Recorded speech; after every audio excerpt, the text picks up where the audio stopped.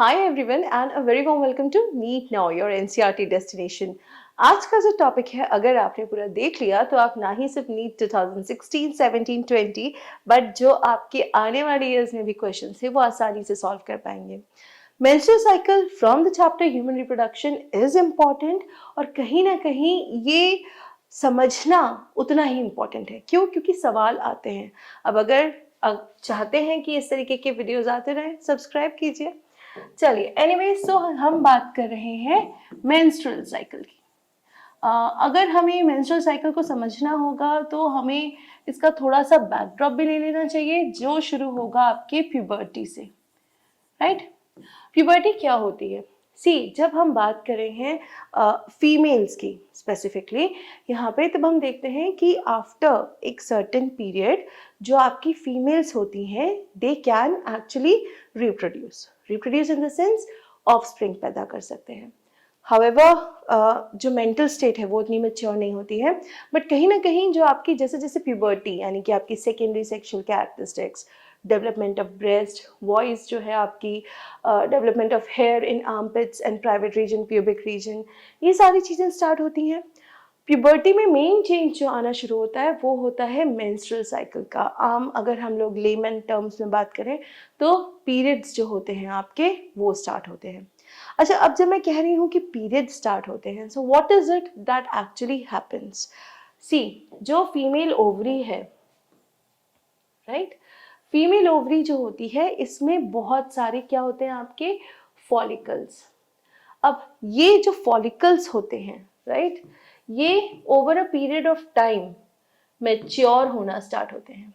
एक फीमेल में जब वो बॉर्न हो रही थी जितने फॉलिकल्स थे उतने ही फॉलिकल्स रहेंगे. तो जब ये फॉलिकल्स मैच्योर होना स्टार्ट होते हैं, उसके बाद की जो पूरी एक साइकिल जो फॉर्म होती है, that is your menstrual cycle. अच्छा, यहाँ पे जब पहली बार किसी फीमेल को पीरियड स्टार्ट होते हैं तो उसको हम कहते हैं मेनार्ज. ठीक है, ये तब है when she actually experiences menstrual cycle for the first time. जब पहली बार उसको ब्लीडिंग होती है तब हम उसको कहते हैं मेनार्ज. This generally happens around 11 to 12 years, 12 to 13 years, कभी कभी 16 years में भी होती है. तो ये वेरी करता है आपके डाइट पे, आपके जेनेटिक जो भी आपके जीन्स आपको मिले हैं कॉम्बिनेशन, उस पे वेरी करेगा.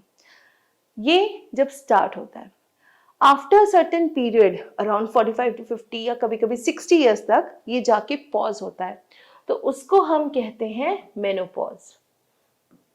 ठीक है, अब फीमेल्स में मेनार्ज और मेनोपॉज के बीच में जो टाइम होता है, इसमें वो प्रेग्नेंट हो सकती हैं. उसके अलावा there is no way in which she can become pregnant. तो मेनार्ज से मेनोपॉज के बीच के टाइम में ये उनकी फर्टाइल विंडो होती है जहां पे she can give birth to babies. Right? तो ये जो मेंस्ट्रुअल साइकिल है ये हमको देखनी है होती क्या है. डिपेंडिंग कि उसकी अलग अलग फेजेस जो हैं इनको वैसे ही बताया जाता है. मैं आपको इनको 4 फेजेस में बताऊंगी कि आपके 4 फेजेस कौन से हैं, और कहीं ना कहीं हार्मोन्स जो थोड़े बहुत इन्वॉल्व हैं उनकी बात करेंगे. तो सबसे पहला फेज जिसकी हम बात करते हैं वो होता है आपका menstrual phase. Right? Menstrual phase, ये जो मेंस्ट्रुअल फेज होता है, जैसे मैंने कहा कि this is the first phase. Menstrual phase आपके 3 to 5 डेज तक चलता है. 3 to 5 डेज तक आपके चलेगा जो प्रॉपर मेंस्ट्रुअल फेज होता है. इसी टाइम में आपकी जो ब्लीडिंग होती है वो एक्सपीरियंस करती है female. Obviously it is painful also. अच्छा, ये होता क्यों है इसको हम एक बार देखें. जो यूट्रस होता है आपका, वो हर महीने अपने आप को प्रिपेयर करता है दैट इफ एक कोई ओवम फर्टिलाइज हो जाए तो वो आके इम्प्लांट होगा यहाँ पे. तो उसके लिए हमारी बॉडी क्या करती है, एक कुशन बनाती है. और ये कुशन जो होता है आपका, कुशन बना होता है आपके ब्लड वेसल्स का.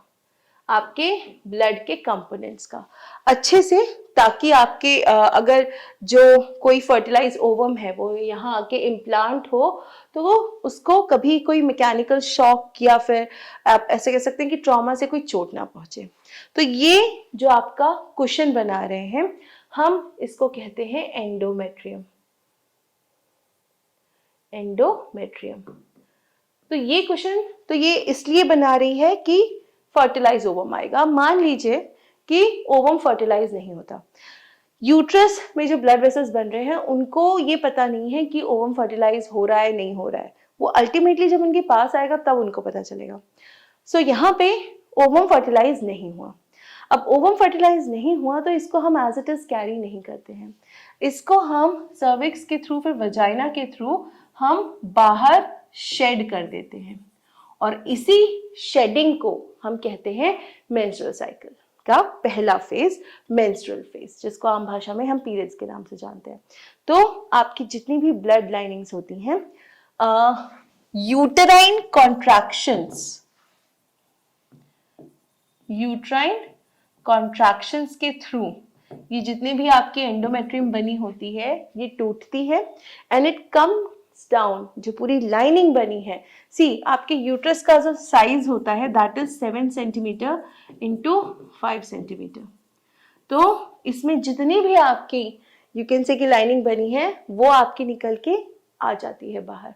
इसी को हम मेंस्ट्रुअल फेज कह रहे हैं। 3 to 5 डेज रहता है। इस टाइम में जो ओवम होता है आपका, राइट, ओवम भी जो होता है वो डीजेनरेटेड होता है और वो आपका पूरे जो ब्लड शेड हो रहा है उसके साथ में बाहर चला जाएगा।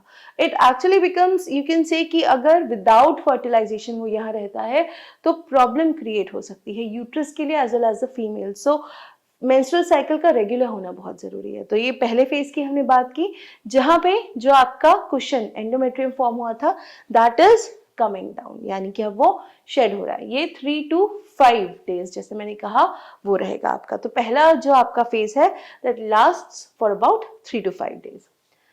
सेकेंड फेज की हम बात करेंगे। सेकेंड फेज को हम लोग फॉलिकुलर फेज कहेंगे। Follicular phase. अब फॉलिकुलर फेज के लिए हमें ओवरी के साथ डील करना समझना होगा। ओवरी में जैसे मैंने कहा था आपके फॉलिकल्स होते हैं और ये आपके मैच्योर होते हैं। ये मैच्योर होते जाते हैं और इनके अंदर आपका ओवम होता है, ठीक है। वो ओवम भी जो है आपका मैच्योर होगा। अच्छा, अब ये जो फॉलिकल मैच्योर हो रहा है इसके लिए जो हार्मोन रिस्पॉन्सिबल है वो है आपका एफएसएच। एफएसएच यानी फॉलिकल स्टिमुलेटिंग हार्मोन।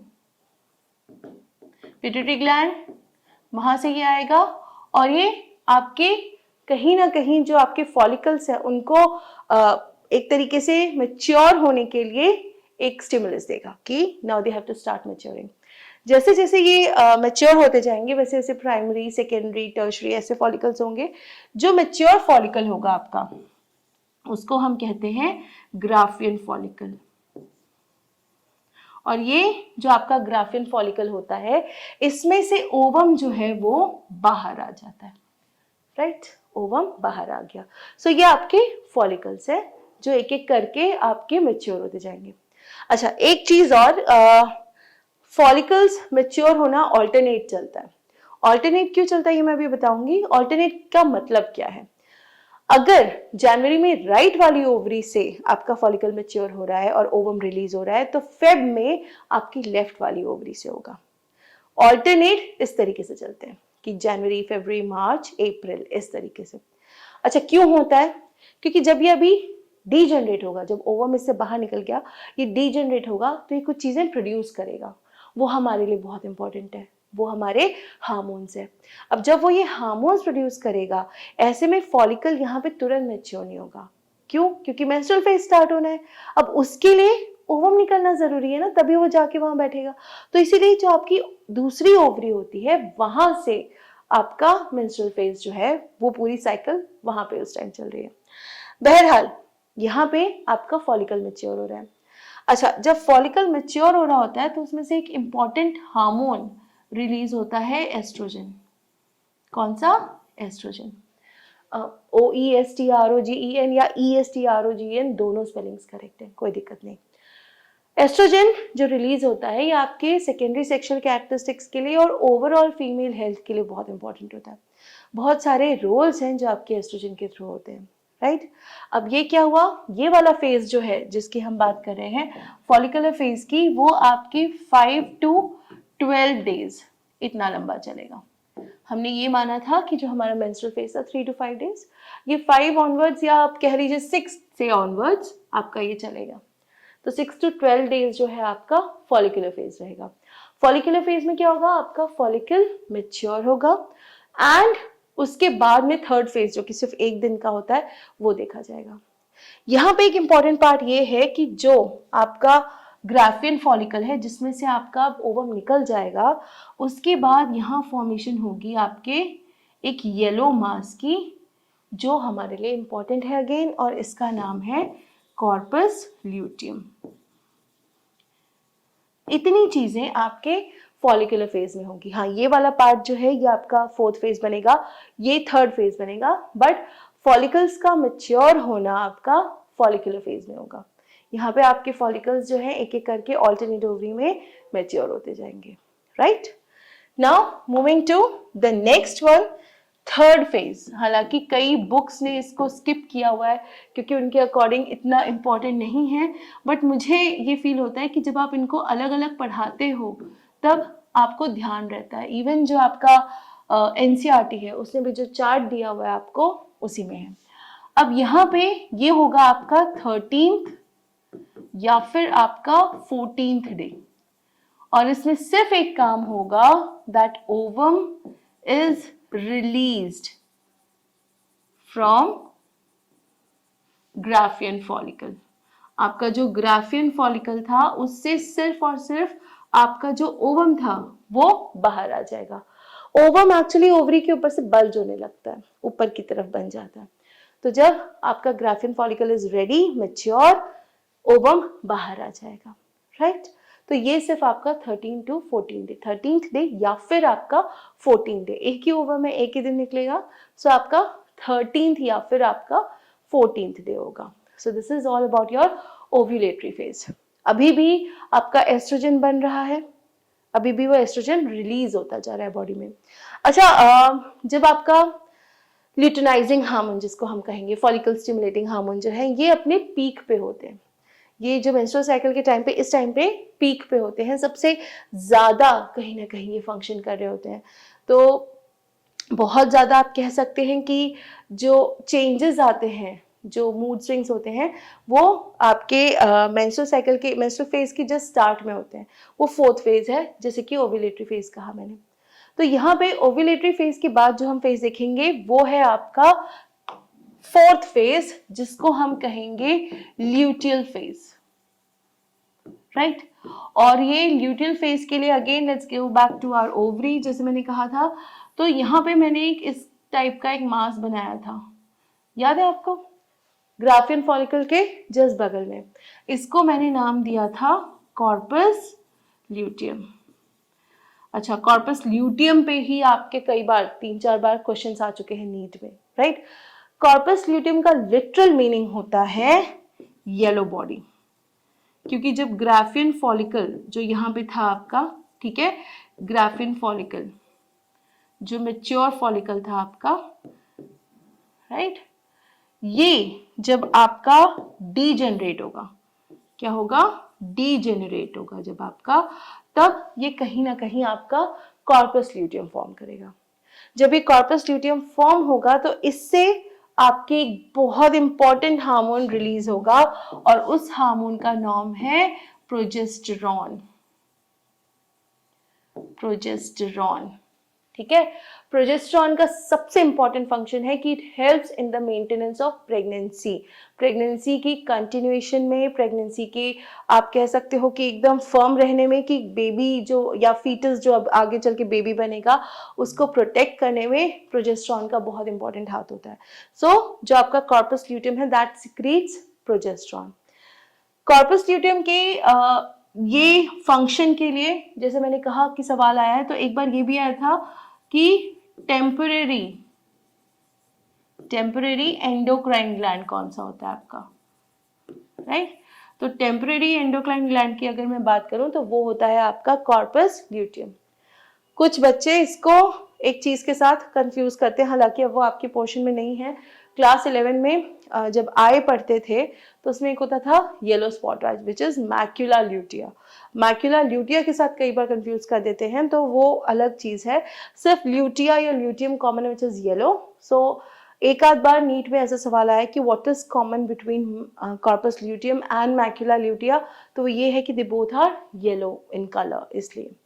बहरहाल, temporary endocrine gland helps in pregnancy, supports pregnancy, in continuation of pregnancy.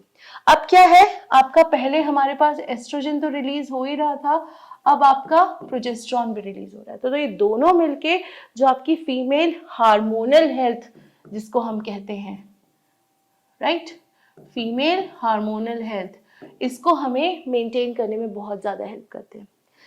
Luteal phase की अगर मैं बात करूं, ल्यूटियल फेज आपका 15 टू 28 डेज चलेगा। इससे पहले वाला फेज जो हमने कहा था या तो 13 डे या 14 डे, हम 14 डे मानते हैं, और हम ये कह रहे हैं कि अब जो हमारा ल्यूटियल फेज है वो आपके अप्रोक्सीमेटली 15 टू 28 डेज चलेगा। हार्मोन्स इसमें बहुत प्रोमिनेंटली रोल प्ले करेंगे, बहुत यू कैन से सर्ज पे होते हैं। Even your LH which is your luteinizing hormone, चाहे FSH हो, LH हो, सारे हार्मोन्स इस टाइम बहुत ज्यादा अपने पीक पे होते हैं। सो जैसे ही ल्यूटियल फेज खत्म होगा, ल्यूटियल फेज कब खत्म होगा, जब हमारी बॉडी को स्ट्राइक कर जाएगा कि अच्छा the ovum has not been fertilised, तो आपकी प्रेगनेंसी नहीं हुई है। तो ऐसे में जो यूट्रस की लाइनिंग थी, यानी फर्स्ट वाला फेज, मेंस्ट्रुअल फेज, वो स्टार्ट हो जाएगा and the lining will start to shed and it will come down, and फिर हम फर्स्ट फेज पे होंगे जो आपका मेंस्ट्रुअल फेज है। अच्छा, अब इसको लेके कुछ लोगों के दिमाग में मिथ होते हैं। किसी किसी को लगता है कि ये जो साइकिल है, इसको जनरली हम ये कहते हैं 28 day cycle, but that is ideal. जरूरी नहीं है कि हर एक की 28 डे साइकिल हो, किसी किसी की 30 डे साइकिल हो सकती है, किसी किसी की which I personally know as seen as a doctor 30 to 45 days तक की भी साइकिल होती है। सो इट्स कंप्लीटली नॉर्मल, बस रेगुलरली होनी चाहिए, बहुत ज़्यादा पेन नहीं होना चाहिए, एंड क्लॉट्स नहीं पास होने चाहिए, एंड यही कुछ चीज़ें हैं। एंड बाकी जितने भी आपके हैं मिथ्स हैं सब की, मतलब आपको ये नहीं करना चाहिए, वो नहीं करना चाहिए, you should take rest, you should actually see to it कि आप बहुत ज़्यादा कुछ ऐसा काम ना करें जिसकी वजह से आपको तकलीफ हो, स्ट्रेस नहीं लेना चाहिए। अच्छा, मेंस्ट्रुअल साइकिल रुकती भी है, कब रुकती है, when the lady is pregnant. जब कोई लेडी प्रेग्नेंट होती है तब she will not undergo menstrual cycle.